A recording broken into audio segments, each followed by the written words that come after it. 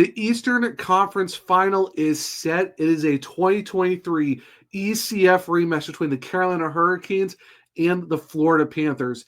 The only difference is this 25 Canes team, to me, has a better shot of getting the job done than the 23 team.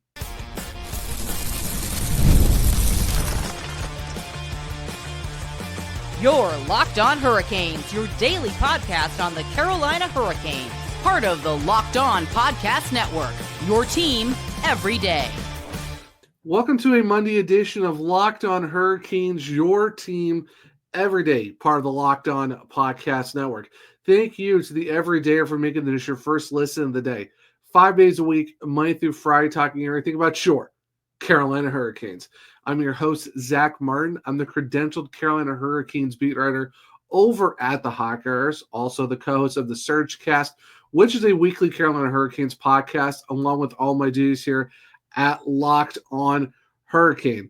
Well, welcome to the Monday edition of the pod as we get to talk everything Eastern Conference Final between the Hurricanes and the Florida Panthers. Going to look at the ECF schedule, why I believe this 25 team has the chance to get the job done compared to the 23 team. And I'll give you my 3 quick hits as to why the Hurricanes will win this series against the Panthers. But before we jump into all of that, this episode is brought to you by Monarch Money. Take control of your finances with Monarch Money. Use code LOCKEDONNHL at monarchmoney.com for 50% off your first order.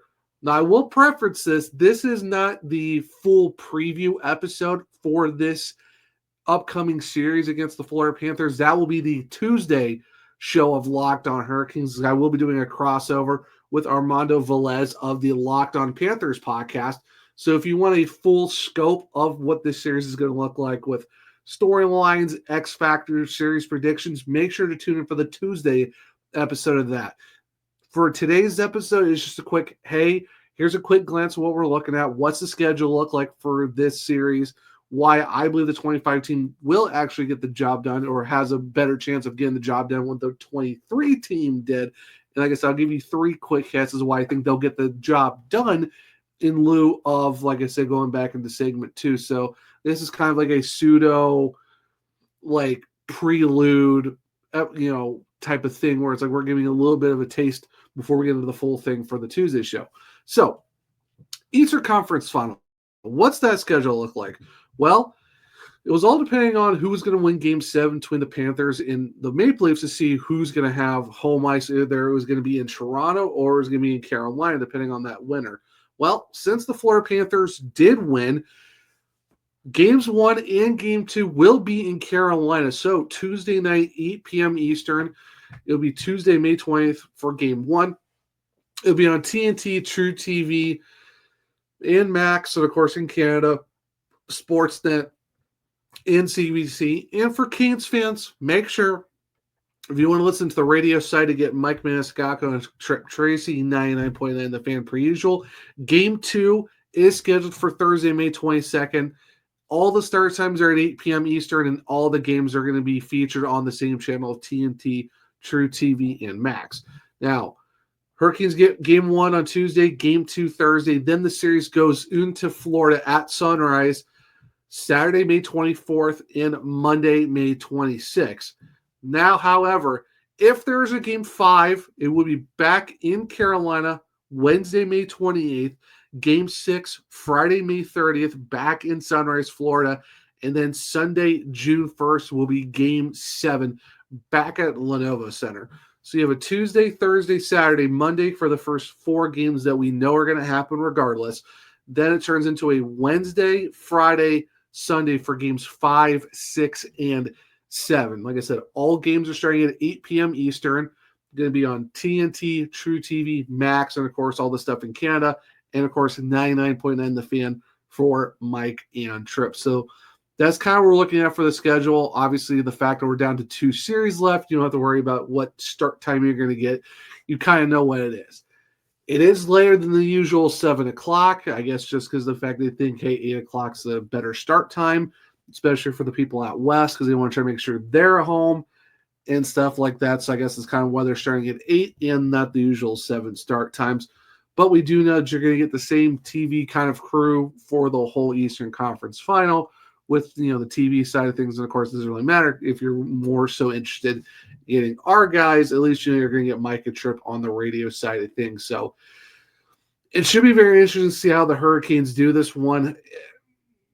For me, it's like, hey, you know what? At least you kind of know what the schedule's like. It's a crazy turnaround, too, for the fact that you just had Florida play Sunday night and have to go into a day off, which basically is going to be traveling, probably Sunday night or early Monday morning, flying from Toronto, go to Carolina, then you have a game the next day, if that's how it works out for them. At least luckily for the Canes, they didn't have to worry about traveling since they've been done since last Thursday the 15th, so they're basically just staying home for another few days, and then it's off to Florida later this week for the Game 3 on Saturday.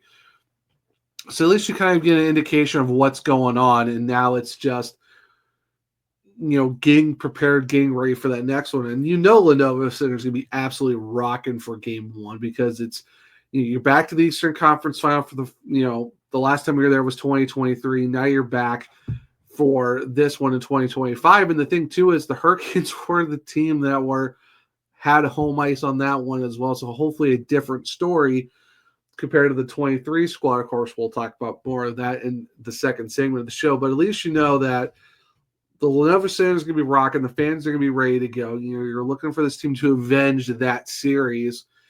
And it should be, hopefully, like I said, a different story. But at least you kind of know, hey, this is where we're at. You got all the games kind of set up now. You don't have to worry about where to find it on TV. Where the radio side of thing is, you got the same start times and stuff like that. So there's not a lot of having to figure out what time the games are starting at. It's just you got to make sure your schedule's ready for Tuesday, Thursday, and then Saturday, Monday, at least for the first 4 games. And then it kind of goes on from there for 5, 6, and 7. Do I see this going 4? I guess you have to wait and see, how the Tuesday show is going to be with that crossover with Armando. Spoiler alert, though, I see this going longer than 4 because it's impossible to get sweeps anymore. But for the most part, at least we kind of know where we're looking at now. Now, for me is, where do I see this, how is this team fitting? How do we see this playing out? Because we just saw what Florida did to Toronto. Beat them 6-1 back-to-back times in Toronto. Game 5 was the same score, 6-1. Game 7, 6-1 as well. So they beat them 12-2 in those 2 games. So you're looking for a Florida Panthers team who are somewhat rolling for the most part coming into this series. So it definitely should be interesting how that plays out. But I have a feeling, and people have asked me this the last couple days or so, who would I rather face? For me, confidence-wise, I'm fine with playing whoever the Hurricanes are going to get. Whether it was Toronto or whether it was Florida, I have confidence in this team to get the job done. It doesn't matter who they're going to put in front of them because the way they've been playing so far these playoffs, it gives me a good indication that this team is so different compared to the 23 team who made the Eastern Conference Final. And which is kind of crazy to think because going into those playoffs, they were the heavy favorites. They were the odds, betting odds to go into it. And I mean, for me, it's just one of those things where it compared to that team, we're looking at that team compared to this team, it's so drastically different for just how the teams are set up. But for me, it's like this 25 team has a different vibe to it. This 25 team, for me, could be the team that could eventually get it over the hump and getting your first conference final win since basically 2006. And I think this is the one that's going to buck the trend of just getting to this point and then kind of just not, I would say fizzle out by having a tough time getting things done. The vibes here are completely different. Why do I think that? Well, stick around and I'll tell you why I think this 25 Hurricanes team has a better chance of getting the job done in the Eastern Conference Final. We'll talk about it here in a second on a Monday edition of Locked On Hurricanes. Ever check your bank account and wonder, where did all my money go? Between dining out, online shopping, and entertainment, it's easy to lose track. That's where Monarch Money comes in, your personal CFO, giving you full visibility and control of your finances. Monarch Money isn't just a budgeting app, it's a complete financial command center. You can track all your accounts, investments, and spending in one place so you stop just managing your money and start building wealth. Managing money with your partner is smoother than ever. You can track shared and personal accounts, set goals, and stay on the same page without the stress. Take control of your finances with Monarch Money. Use code LOCKEDONNHL at monarchmoney.com for 50% off your first year. That's monarchmoney.com, code LOCKEDONNHL for half off your first year. Welcome back to segment 2 of Locked On Hurricanes, your team every day. Now, like I said at the end of segment 1, why do I feel like the 25 Hurricanes playoff team could get the job done or can get the job done against the Florida Panthers compared to the 23 team and how they lost every single game in that series by 1 goal? PTSD of still that game 1 quadruple overtime loss, but that's neither here nor there. Or that's don't want to remember that too fondly or at all. Why do I feel like this team is different? I think for me, you kind of look at how some of the most recent teams have won with just rosters that you would consider weren't great compared to other ones. You look at the 2019 St. Louis Blues. There was 5 other teams that rosters they had that were better than that one, and they won the cup. You've looked at other recent winners who could probably be like, well, we had teams that were considerably better, but somehow this one worked.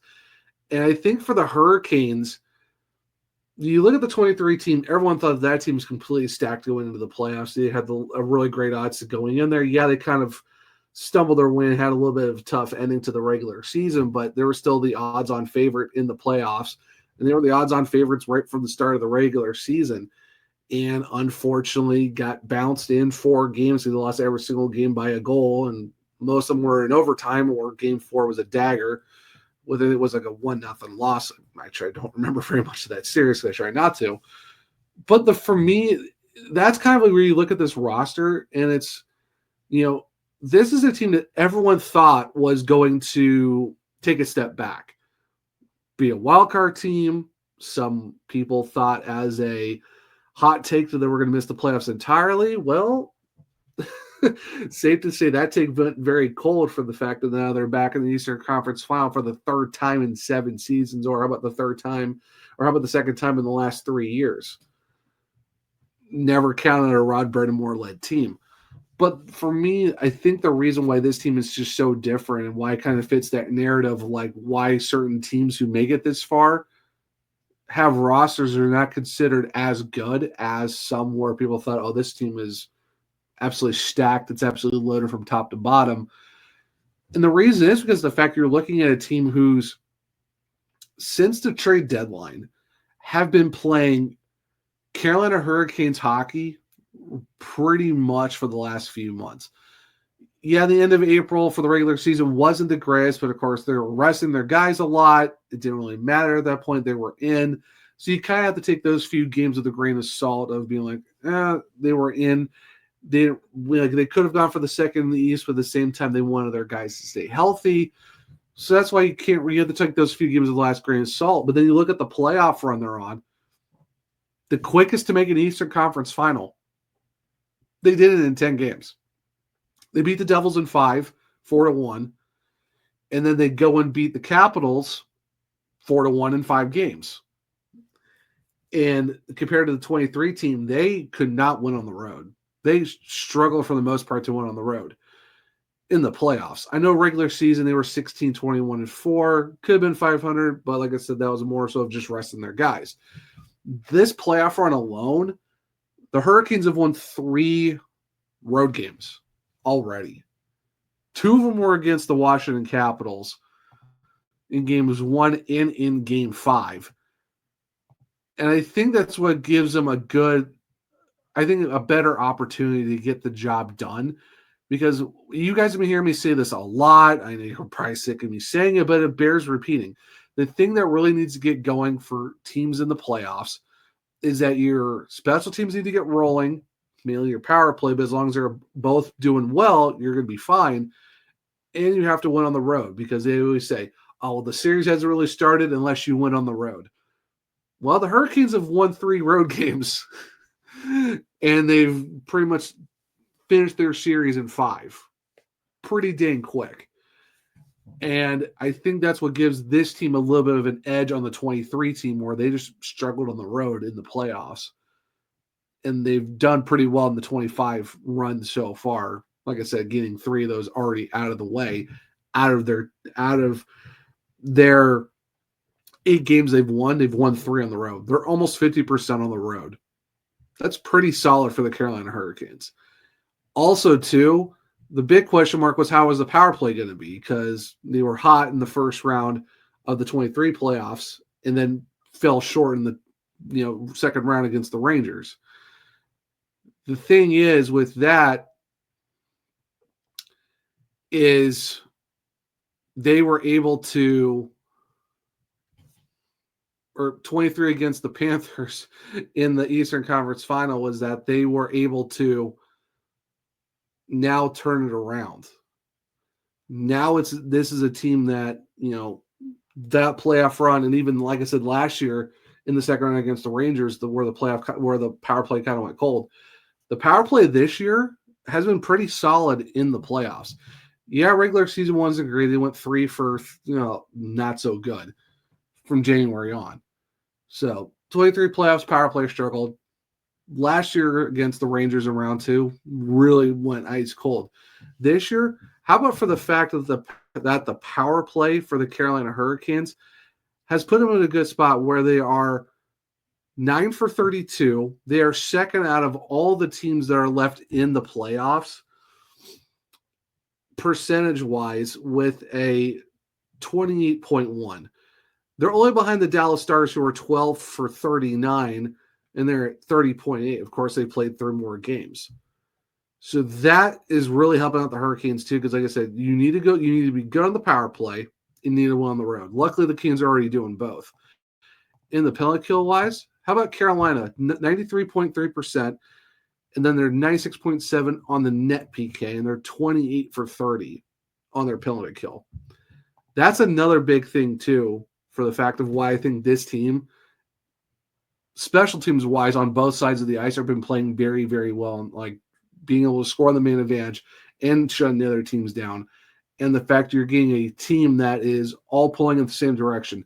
Not saying the 23 team or the 24 team didn't really do that, but you're seeing a 25 playoff team there pulling in the same direction, and everyone is scoring goals. And this is the healthiest team under the Rod Brind'Amour era, because you look at the 23 playoffs, you don't have Andrei Svechnikov. He's out. You lost him like a week or 2 after the trade deadline, and you're kind of stuck. Now this year you have him, and he's playing otherworldly for you right now, leading the team in goals with 8. Like I said, we'll go in a lot more deep dives for the Tuesday episode, but this is kind of like reasons why I think why this team could get the job done, because you're looking at special teams being a lot better than they were on both sides compared to years past, a healthier team, and one where you're looking at a roster that, while on paper is weaker than maybe the last couple, this is one where you're like, okay, there's some magic here for this Carolina Hurricanes team. There's a chance to avenge the 23 Eastern Conference Final loss to the Panthers, and one where they can make that jump. The first objective is to win a game in the Eastern Conference Final, because you haven't done that in a while, and it'll be good to kind of break that demon a little bit, and then go and win this series, because you haven't been to the Cup Final since 2006. The last time, and that was when you won it.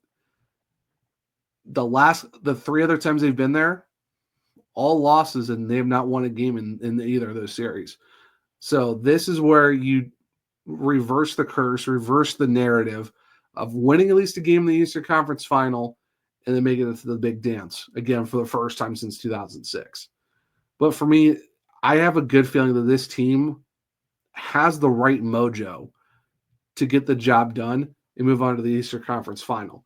Then that being said, what are my 3 quick hits to the Hurricanes beating the Panthers to get into the Stanley Cup final for the first time since 2006? Well, stick around and we'll do it real quick here in a second on a Monday edition of Locked On Hurricanes. Welcome back to a Monday edition of Locked On Hurricanes, your team every day. Now, like I said, we're going to do a full preview episode of this series for the Tuesday show with the Locked On Panthers host. We'll dive into more of the storylines, key players to watch, X factors, predictions, and stuff like that. But for this, what are my 3 quick hits? Well, for the Hurricanes to defeat the Panthers. Kind of said it in segment 2. One of them is being, hey, special teams has to be solid. It has to be a solid thing they have to do, and it's one of those things where you, like you did against the Washington Capitals, limit your penalties. As long as you limit your penalties, you should be in a good spot where you're not giving the Panthers of Barkov and Bennett and Marchand and, Kachuk and all those guys the opportunities. Because if you can limit your penalties, the trips to the box, you stay 5-on-5, you're able to neutralize those guys of what they do on their power play. Now, the thing is, with that being said, in terms of the power play, like I said, the Carolina Hurricanes are second among the teams that are left. The Florida Panthers only had a 20.5% on the power play. They went 8 for 39. So there is a better chance with the fact that the Hurricanes have the number 1 penalty kill and the only team being over 90%. That will be very huge if there is a possibility that the Panthers do get multiple power plays. If the Hurricanes are able to limit their penalties to the box, I think they're going to be in a good shot to keep this as a 5-on-5 game. Like I said, if they even go down on the disadvantage, they have a good team that's, like I said, 28 for 30. That's pretty solid in the playoffs. And like I said, on the flip side of that, the Hurricanes, have a good power play. They're doing sensationally well. The only thing is they got to worry about is the Panthers have the second best penalty kill at 89.5%, and they're 34 for 38. However, the Hurricanes do have a shorthanded goal, so they do have that going for them.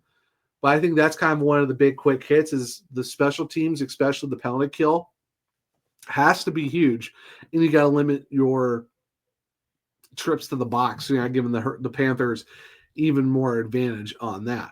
Another one, got to look at the goaltending of Frederik Andersen, man. 7 for 2 in the playoffs after 9 starts. Arguably one of his best goals against average at a 136. By far his career best in the playoffs. And his .937 save percentage is only .010 off from his career best they did in the 2016 playoffs with the Anaheim Ducks, and he did that in 5 games.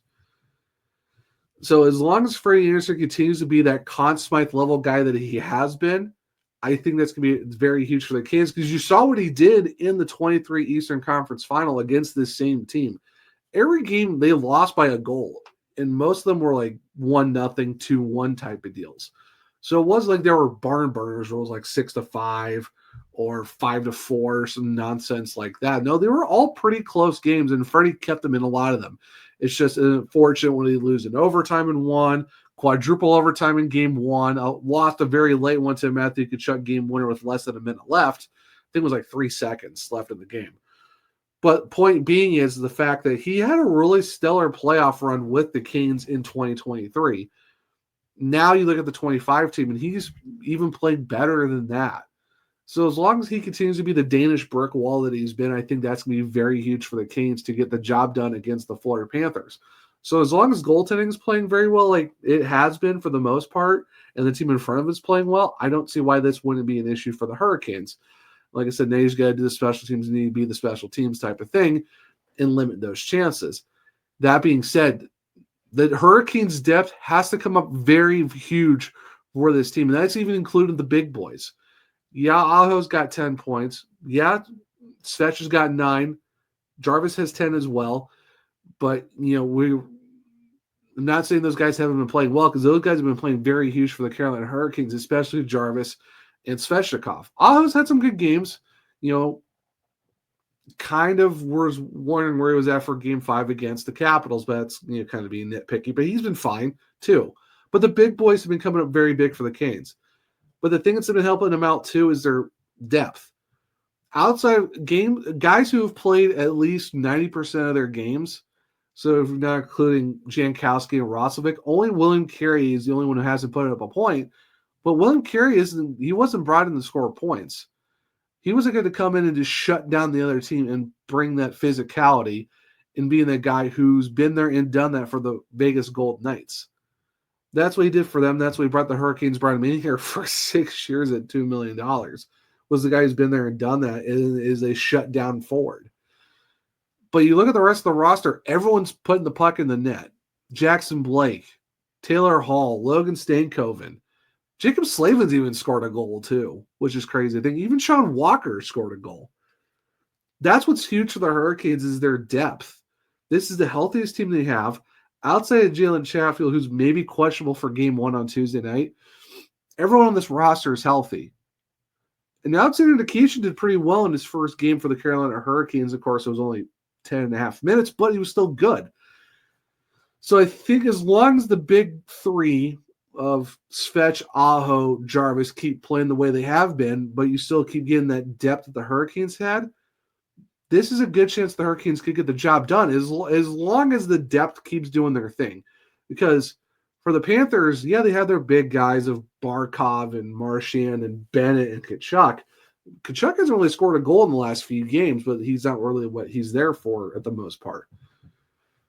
As long as the Hurricanes can limit those guys and have to make the Panthers rely on their depth, I think that gives them a good shot too. Because, yeah, even the Panthers' depth can score goals as well. I think if the Hurricanes can really neutralize like they have been because they've, only given up 1.8 goals, per game. That was coming out of round 2. As long as they're able to limit the top guys and make their depth do all this, their bottom of their lineup do all the scoring, I think the Hurricanes are in a good spot because I think the Hurricanes' depth is better than the Panthers' depth. So it just comes down to who are you going to neutralize more on either side of the ice. But I think the Hurricanes could get that thing done. It's just you got to watch out for some of the guys lower in the lineup. Of course, we'll talk more about that on Tuesday.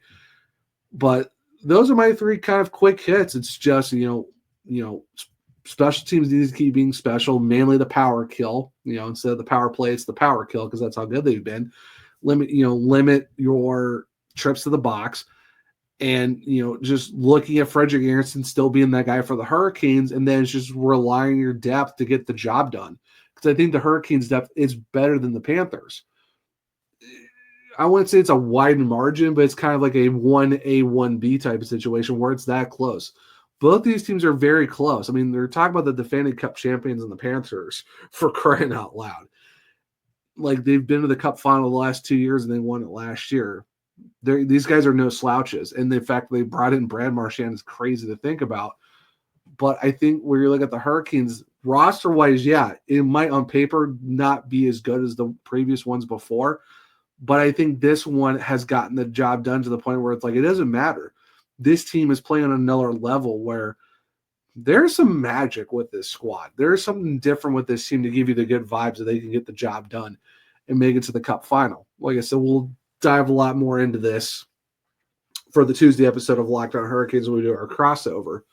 But for me, I think that this Hurricanes team, now we know who they're facing against.